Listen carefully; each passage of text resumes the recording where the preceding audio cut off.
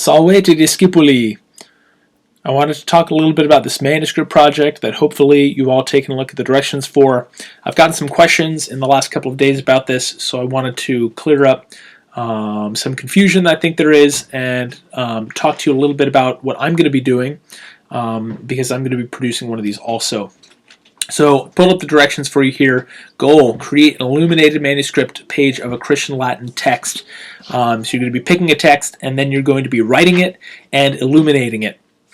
I've got a bit of an introduction for you here to manuscripts and to the manuscript tradition that you can read. But let's take a look at the directions. So first off, nota bene, your finished project should all be done by hand. That's the manu part of manuscriptum. If you want to trace stuff, that's fine. If you want to look at something and do a freehand copy of it, that's fine. But I don't want you printing things out or cutting out things that you've got from elsewhere and gluing them on there or whatever. And you're going to need to plan ahead to make sure this looks nice. I'll give you some of a bit of a look at the planning that I'm making for my own. So steps here. Step 1, choose a text. This is the only thing that is going to be due this week, and it's due on Thursday. I've got a list of recommended texts there for you. Pick one. Email me your choice along with the Latin text so that I can make sure it's correct. If you want to use something that's not on that recommended list, that's fine. Just let me know so that I can approve it. If you want to use something from one of the other classes' lists, that's fine. But that's the only thing that's due right now is just letting me know what text you're going to use. The final project will be due in about a week and a half to 2 weeks. Next up, then you're going to copy your text onto a piece of paper or cardstock, poster board. You want something that's sufficiently large. So probably you're going to want something a bit larger than a normal 8.5 by 11 piece of paper. If that's all you've got, that's fine. But larger is going to make it easier to get more detail in there. When you're copying the text, make sure that it's neat and it's legible. You can use one of those medieval writing styles that I've given you some information about. You don't have to, but it should be clear that you've put some effort into making this writing be beautiful. These manuscripts were not just intended to be things that were read, but also that the experience of reading them would be a beautiful one. Once you've done that, then add some marginalia. Marginalia is just a general term for any kind of notes in the margins. Sometimes the scribe would be writing and he'd make a mistake, and realizing later he'd go back and he doesn't have an eraser, he's using a pen, so he might write in the margin or above it, here's what the word should be, or this word is missing here. Maybe there's an unfamiliar word, the scribe writes a little explanation, or the scribe makes a comment on the text. It could be someone else's commentary on the text, as you'll see in my example. And these were not always written in Latin. Often these were written by the scribes in their own native language, so I'll let you guys use English for these also.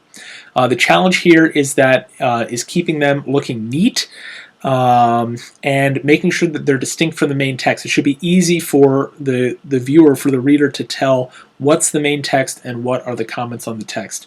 And again, they should still look neat. And then last up, you'll illuminate it.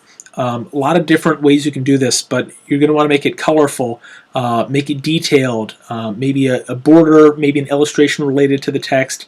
It could even be some sort of fantasy creatures or letters themselves being decorated like an illuminated initial. I recognize here that we're working with limited resources. Use what you have. I'm probably going to mostly be using colored pencil because that's what I have available at home, and it's a medium I like working with. In terms of the grading, make sure the text is accurate, make sure it's legible. If it's not something that, if you're using one of these writing styles and you aren't necessarily able to read it very well, as long as it's neat and I can tell that you're following one of those writing styles, I'll be able to read it fine. And then creativity, you should be working to make the writing beautiful here. Marginalia, we talked a little bit about what those are. They shouldn't distract from the main text, and also they should convey some useful information. If you just write in the margin, Latin's terrible, why is Mr. Oriani making us do this? Yes, it's an example of marginalia, and sometimes you see scribes write things like that, but it doesn't actually convey anything useful.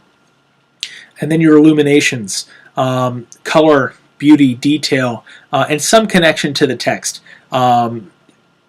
Not necessarily depicting what the text itself says, but maybe something that's inspired by some aspect of the text or something else there. There's the list of recommended texts. And, if you want to use something from one of the other classes' lists or you want to use something else, just ask me so I can approve it. Some resources here, good websites for finding Latin texts of the prayers. Also, if you want to use the Psalms, that website has the whole Latin Vulgate. Some things on medieval spelling. Scribal abbreviations would be a good thing to imitate if you're interested in that. Information about these major medieval handwriting styles. Uncial being the earliest, Carolingian minuscule in sort of the middle part of the Middle Ages, and then Gothic later in the Middle Ages. And some resources about illumination. Just a quick look at a couple of these examples. Here this is from the Book of Kells in the early Middle Ages. Notice that most of the illumination here is on the words themselves. We do have this little guy sitting here and these little decorations filling out some of these lines, but mostly it's on the words themselves. Each one of these lines starts with qui, and those cues have been woven together and painted. There's colors around the word fuit there. This one here, an example of Carolingian minuscule. Mostly not illuminated. This is a collection of legal documents, so it's not too surprising. But you notice the king's name, Carolus, this is Charlemagne, his name has been decorated there. And the writing here is very even. So even though this isn't, this hasn't been decorated too much with different colors or with illustrations of things, this is a very finely written document. The writing's very neat. There's a lot of it, the lines are even. And then you have this there's some use of color here and these different floral type decorations on the letter there. This is an extremely elaborate illuminated manuscript. You notice the whole margins of the page are filled with these flowers and these animals and these whatever these are. This first letter D in the word domine, you notice there's the domine, is filled with this illustration of Christ sitting in judgment. And here the first letters of the other verses of this psalm have also been given small illuminations. And then again we have these lines being filled out with a little bit of decoration there. Here this one has some music. We've got portraits of figures from history in the margins. This is the beginning of the book of Psalms. Starts with the letter B, very commonly decorated in a very elaborate way. And then this last example is a good example of marginalia. There's a text written here. It's very easy to tell what's the main text and what's the marginalia, the little words here and in the margins. And this one, the text is in Latin, and the marginalia are written in early Spanish. Notice it's not too messy. You probably wouldn't want to put as many marginalia as this in yours, or keep them to the margins themselves rather than inside the text. But it is very easy to tell which one is the main text and which one is the stuff in the margin. All right, now we'll switch over to taking a look at what I'm working on. Here's a look at what I'll be doing for my manuscript project. I've got the text that I'm going to use here on the whiteboard behind me. Notice I'm practicing this Gothic or black letter script I'm going to use for it. It's from the Gospel of John, chapter 1, verse 14. Et videmus gloriam eius, gloriam quasi unigeniti a patre plenum gratiae et veritatis. And we saw his glory, glory as of the only begotten Son of the Father, full of grace and truth. Now you notice this is a pretty short text, so I'm making sure that I'm going to write it nicely. First of all, started to plan out a bit how I'm going to lay this out. And again, practicing the Gothic script that I'm going to be using.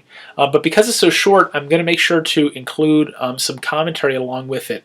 One thing that you can find in the margins sometimes is scholars' commentaries on the text, and with the scriptures, it's very easy to find things like this. The commentary I'm going to use is called the Catena Aurea, the Golden Chain. And this is a collection by Thomas Aquinas of commentary on the scriptures by different church fathers from the early church. And so I've got here printed out this section of the Catena Aurea with the Latin and the English there. You notice it goes on for a number of pages. There's quite a bit of it, and there are some different authors that he has this collection from: St. John Chrysostom, St. Augustine, and a few others.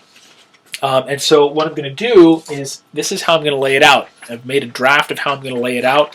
It's going to look sort of like this on my page. So I'm going to have the text, the scriptural text there in the center of it. And notice that it's not taking up very much of the page. Most of the rest of it is going to be this commentary that I'm going to put in 2 columns on either side. It's going to be fit around that text. And at the top center, I'm going to put a portrait of Christ the King. Hopefully that comes out nicely. And my illumination then is mostly going to be limited to the portrait at the top, then also the E at the beginning of et. At the beginning of my text, the P in Patre, the Father, I'm going to illuminate that also, and probably do some decorations around the edges. So mine is going to be more textually focused than on the illumination, but notice still I'm working in illumination there in a couple of places to really emphasize things. In terms of making the marginalia distinct from the main text, a couple of things I'm going to do. One is that arrangement you noticed where the scriptural text is very neatly framed by the marginalia. The commentary will also be written smaller, and in addition to mark the distinction, I'm going to be using this Gothic script for the scriptural text, but I'm going to use Carolingian minuscule for the commentary. So I've been practicing that a little bit. Also, you can see maybe there, you'll notice I'm using a lot of these scribal abbreviations there in that, as opposed to the scriptural text where I'm not using any except for this symbol here for et, for that second et there in the last line. Just a couple ways I'm going to make that distinction clear and to not distract the reader when they're looking at that. So when you're making these, in addition to once you've got the text planned, decide how it's going to be written, not only the writing style, but also how you're going to lay out the text. Notice here, I've been working with how I'm going to put my line breaks. I want that nice even rectangle of text there. Think about where my word breaks are going to be if I have to break any words across lines. And then also the general scheme of it, I've all got laid out ahead of time. Hopefully that ends up panning out. I'm going to try to get a couple more videos up showing you guys my progress coming along in this.